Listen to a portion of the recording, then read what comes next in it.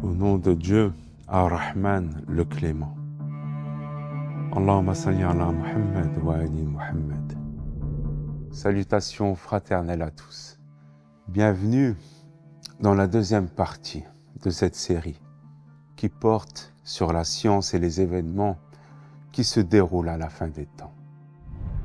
Après avoir porté notre réflexion et notre méditation sur le sujet de Gog et Magog, il est nécessaire de comprendre qui est cette personnalité qui vient faire face et neutraliser ce fléau qu'est Gog et Magog. Dans la sourate 18, la caverne, au verset 83, Dieu nous dit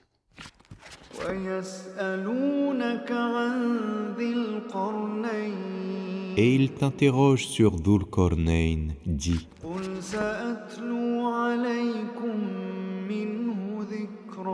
Je vais vous en citer un dhikr. Qui est-il? Que signifie ce nom Dhul-Qarnayn? Est-ce une personnalité de la fin des temps? Est-ce un personnage du passé? Est-ce un roi, un prophète ou un envoyé? Qu'est-ce que Dieu nous dit de lui dans la révélation? Quelles sont ses caractéristiques et son rôle dans l'histoire de notre humanité? Beaucoup d'historiens et de religieux pensent que Dhul-Qarnayn est une personnalité du passé. Certains d'entre eux pensent qu'il s'agirait d'un ancien roi venant du Yémen.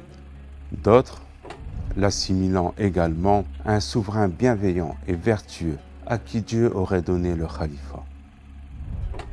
Et d'autres encore l'identifient à Alexandre le Grand, ce roi macédonien du IVe siècle avant Jésus-Christ, s'appuyant sur deux principaux arguments. Le premier est qu'il fut l'un des plus grands conquérants de l'Antiquité.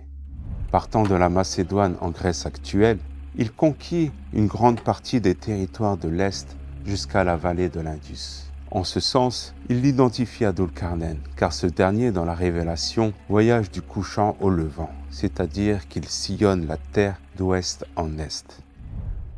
Selon le second argument, est que ce dernier portait un casque muni de 2 cornes. En effet, sur certaines pièces de monnaie antique, Alexandre est coiffé d'un homme muni de 2 cornes de bélier, en référence à la divinité Amon, représentée sous la forme d'un corps humain à tête de bélier.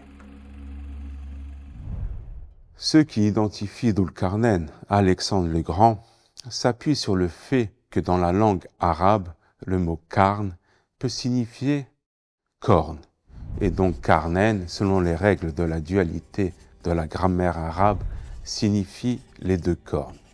Car en ajoutant ayn à un mot, on exprime le duel, le double. Comme par exemple lorsque Dieu nous parle des 2 mères dans la sourate La Caverne. Il dit Barrain, ou des 2 orphelins dans l'histoire de Khedr dans cette même sourate, qui sont nommés Ghulamayn. De plus, concernant Dhul-Qarnayn, lorsque nous prenons l'étymologie du mot Dhul, qui signifie le maître, celui qui maîtrise, et lorsque nous l'associons au terme corne, cela n'a aucun sens.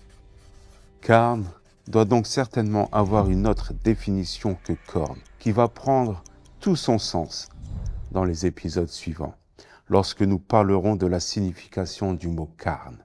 Ainsi, Dhul-Qarnayn devient l'homme aux 2 cornes, et selon eux, l'homme aux 2 cornes. Mais ces 2 arguments ne peuvent en aucune manière prouver que Dhul-Qarnayn est Alexandre le Grand. Pourquoi? Tout d'abord, Alexandre le Grand était un roi macédonien, polythéiste, adorant plusieurs dieux, ce qui est en contradiction flagrante avec la Révélation. Il est connu pour avoir conquis une partie de l'est de la terre, mais en aucune manière il n'a conquis le levant et le couchant, l'Orient et l'Occident, ce qui est connu et reconnu par tous. Alors si Dhul-Qarnayn n'est pas Alexandre le Grand, qui est-il? Nous avons l'intime conviction, à travers la Révélation, que Dhul-Qarnayn ne peut être un personnage du passé, mais qu'au contraire, il est un personnage qui viendra dans les temps eschatologiques. Pourquoi?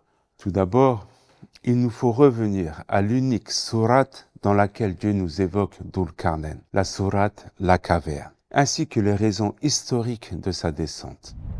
Nous savons d'après les hadiths, que la sourate La Caverne est une sourate eschatologique et qu'elle prémunit les croyants des dangers que porte cette période, notamment le danger de Gog et de Magog et du dégel.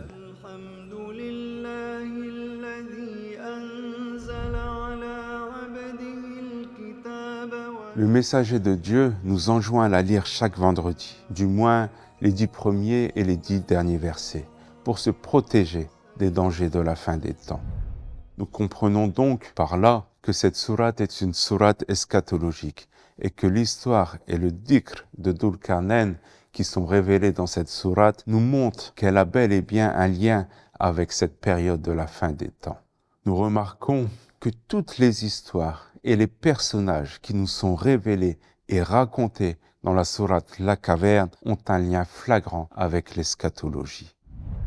Que ce soit les gens de la caverne qui reviennent à la fin des temps, que ce soit Al-Khidr qui agit et aplanit le chemin des croyants dans la finalité de la fin des temps, ou encore Gog et Magog qui sèment le désordre sur la terre durant cette période.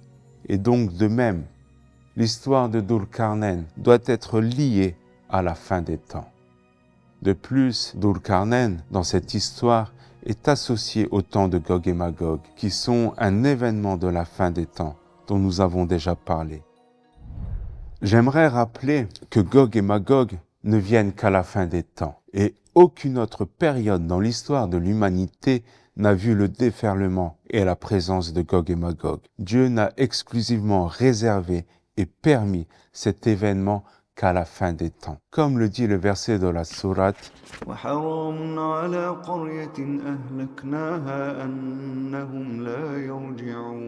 Il est interdit à une cité que nous avons détruite de revenir.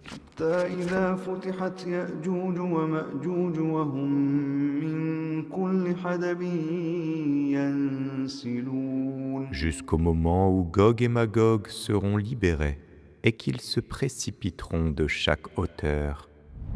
Ainsi, le fait que Dhul Qarnayn soit sollicité pour agir contre Gog et Magog nous montre pleinement que celui-ci est une personnalité de la fin des temps.